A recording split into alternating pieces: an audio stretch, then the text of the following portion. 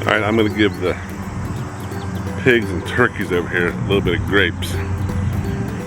They both love it, but I want the turkeys to have their own and the pigs to have their own, so I'm going to break it off in half here. Let the pigs fight over these.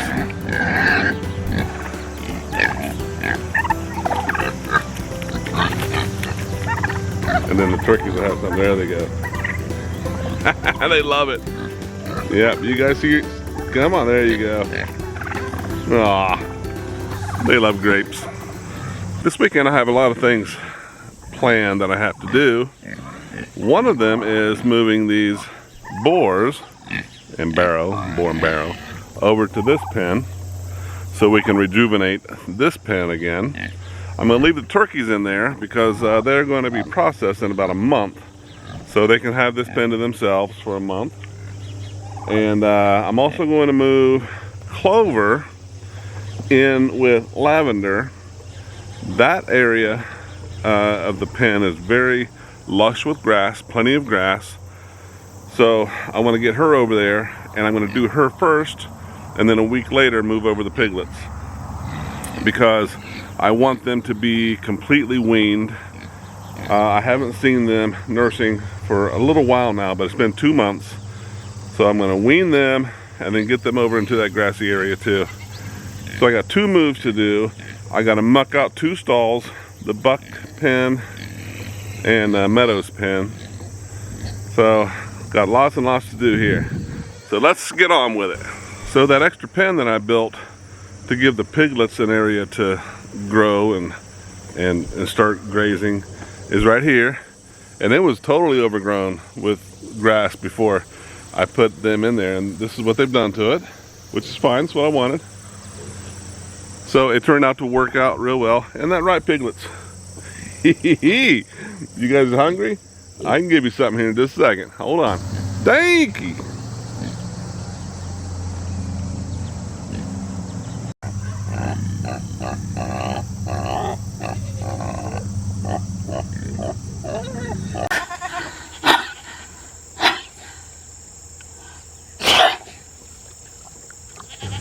Well, you wonder where all my chicken eggs go.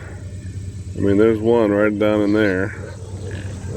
So they're just laying all over the place now, and I just got to randomly find them. And if I don't know when they lay them, they go right to the pigs.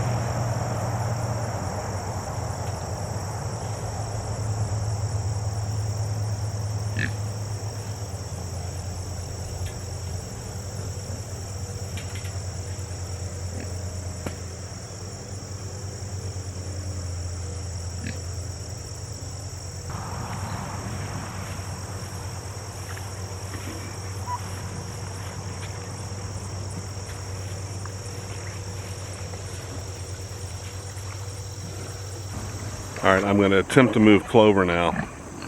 She was in her wallow, just relaxing. But she hears my voice, so she thinks there's food involved. So we're gonna get her over to this pen with a lot of grass, a lot of awesome food, and lavender. She can be with her pal again. And then in a week, after I see how things are going, I'll stick the young'uns in there with them, and they will all have this awesome grass to munch on. And then I'm going to open up this back area way back there where the turkeys were, and so they'll have an additional area and a pigloo back there. So between, that'll be 9 pigs in that area. Oh man, tell you what, man, when they have a litter, they have a litter, that's for sure. All right, let's see how this goes.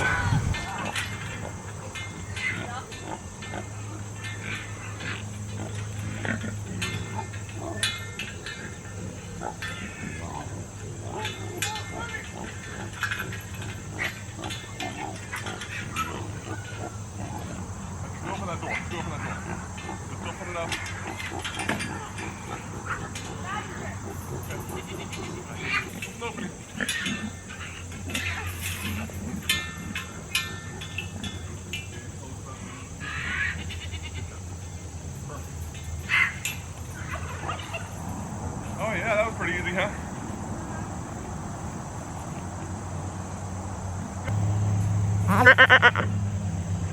All it is a rock.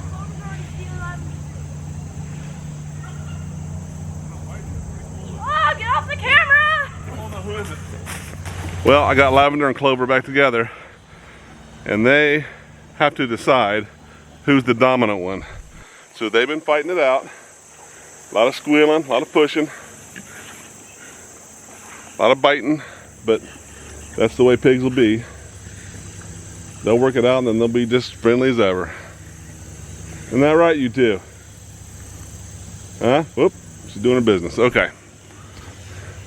Oh, here we go.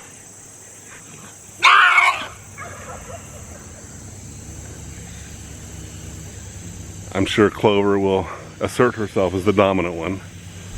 Looks like that might have already happened. As Lavender said, okay, I give up. Okay, my daughter went in and was playing with the piglets, held them for just a little bit, and she didn't realize that the piglets were muddy, but you should assume 100% of the time that they're muddy, even if they don't look it. Anyway, this is what she looks like now after just having hold the pigs just a couple times. Oh yeah, it's fun being on a farm, isn't it? The orange ones were so loud. Oh yeah, ear splitting. It's been told, and I've read, where pigs, let's see, how can I put this? They are preyed upon, and they feel helpless if their feet aren't on the ground. So they will squeal and squeal and squeal, I mean, ear-splittingly loud. And if you put them on the ground, they instantly stop. I mean, it's like, ee, boom, they're done. As soon as they hit the ground. Yeah. It's funny. It's a sight to behold. I can demonstrate it. Oh, somebody wants to demonstrate it. Oh, it outsmarted her. Oh. Well, this is the quietest I've ever seen this thing. When they're held, they're usually very loud. Hey, louder than that, buddy. You know how to make noise, don't you? There you go. Hear that? That is a loud noise, man. But when you put it down, nothing. He's like oinking away. This one.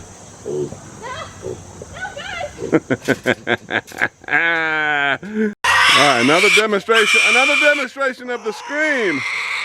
My goodness. All right, let's see if he stops. Where's the scream? What happened?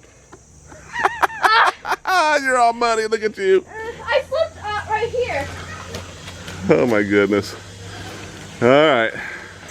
Okay, I took Mama, Clover, Big Mama, away from the kiddos, and they seem to be doing fine because they're just right over there, taking their little siesta. And we'll zoom in on them so you can see them. Man, are they cute. They found that one. I knew that tree would give them a little bit of shade. A little bit of shade right in there. Oh, man, are they cute or what?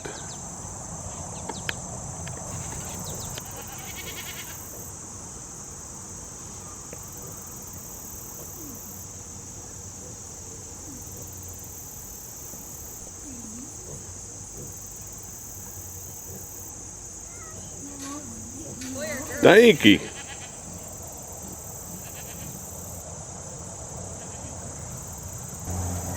Well, I know I've said many times that goats are tenacious animals. I don't know how they did it, but the protection I had around this tree, they circumvented, got rid of it. It's laying there on its side. So I got to put it back because they have done some serious damage to this thing. Hopefully not enough to, you know, prevent it from living. I don't know. But I gotta get this back up because they will not stop until it is dead. And what's weird is they got this whole area of total food that they can eat. Look at this. Total goat paradise. And yet they want to kill the tree. I told you, they are heartless tree killers. I got the tree fixed. Put some hardware cloth around it, new hardware cloth. Put up, secured it with some heavy duty fence post staples. So they're not going to tear that out. I hope I got to it in time. They did some pretty major damage. This is one of the reasons I keep saying, you know, randomly but regularly, do some walkabouts. Just walk around the property, walk around the animals, see if everything's kosher, doing all right. The other one over there, that fencing looks okay. The tree looks okay. So you couldn't tell this tree just from the stall side of the pasture, but coming around here, you can see the damage, and you just got to look. Animals are tenacious. They will just any small chink in the armor, they will find it and they will exploit it. So fencing, protection around plants and property, check it regularly, because goats and or pigs, they will find a way around things. Do you all know why I use metal buckets and water basins for the goats in the winter? Well, all year round really, but especially for the winter. It's so that I can put a heating element in it to keep the water from freezing and not melt any plastic or anything. And it's worked wonderfully for years. But today I learned that those metal buckets, even though they don't rust, they can deteriorate and get some holes in the bottom of them. Because I was like, whoa, my goats drink a lot of water. Nope, just a leak in the bucket. So I temporarily put up a plastic bucket here for their water until I can get another metal one for starting in the winter months, and I'll just leave it there year round. That's been 2 or 3 years at least that's been in there. So they last a long time, but I really didn't think they would deteriorate so quickly. I thought it would be years and years and years. You learn something new every day, don't you? And I've noticed Ringo, his lip has been curling. That is a sure sign of ruts starting to rear its ugly head. They have scent glands on their top lip underneath that they can detect those does millions of miles away. So it's already starting to begin. So with rut just beginning to start, I'm going to be moving Romeo over here to get him away from his mom and half sister, because I really don't want any of that happening. I'm considering leaving all 3 of them in here for now, maybe moving Luke over later. He is a wether, so that's what he's designed for, is to keep people company and be a placeholder whenever I need it. So I'm going to move him over there eventually and keep Romeo and Ringo over here. But I'm a little nervous because there's always a process where they have to assert themselves and Romeo is the smaller one. So we'll see how it goes. But I mucked out their stall. He's ready for a new occupant or a new addition. So we're gonna do that right now and see what happens.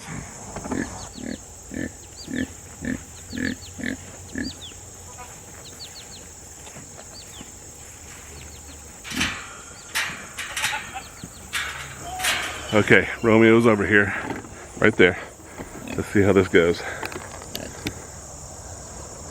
That's the first time they've ever seen each other. Luke and Romeo. Half brothers.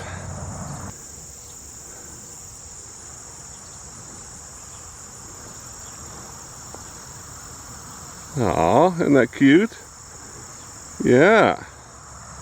What's up? Come on. Let's get this intro done so I can see what happens. Romeo's hair is sticking up on his back. Oh, come on, come on, come on, come on. Okay. Okay. So far, his hair's sticking straight up. Can you see it? You gonna be good to him? You gonna be good to him? You might smell the does on him, and that always messes him up. And he'll try to act, you know, all bucky on him. I'll probably bother him for, yeah. Romeo's like, what are you doing? Oh, he fainted. Fainted straight away. Oh my gosh. Guys, don't hurt each other. Hey. Settle down. Hey, don't hurt him. Hey. Come on now. Would you stop? Jiminy criminy. You know what? It's just gonna have to work itself out.